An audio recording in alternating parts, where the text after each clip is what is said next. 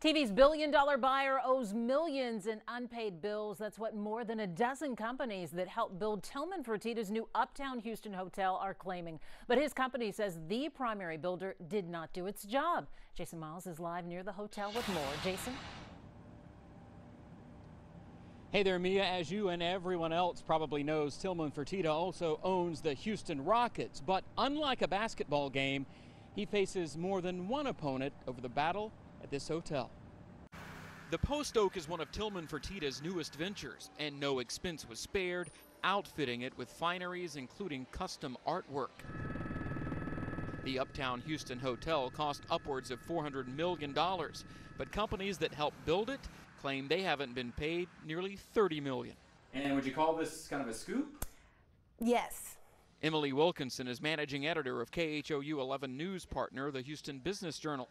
It was first to report that more than a dozen liens have been filed against Fertitta-related companies, including Landry's. A lot of our readers have said that they have heard this in the construction industry for months, and they're glad that someone wrote the story. According to the Harris County Clerk's Office, Tilman Builders claims it's owed the most money from the Post Oak project, more than $19 million. Acme Brick is owed the least, about $26,000.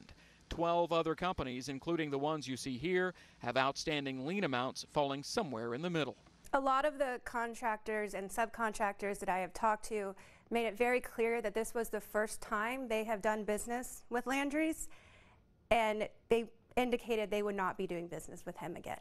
No one from Fertitta's team wanted to speak on camera, but in a statement, a Landry spokesman blamed Tilman for not adequately doing its job as general contractor, adding, quote, "Unfortunately, there are some subcontractors caught in between our Tilman dispute, and we are doing our best to get the subcontractors paid as quickly as possible."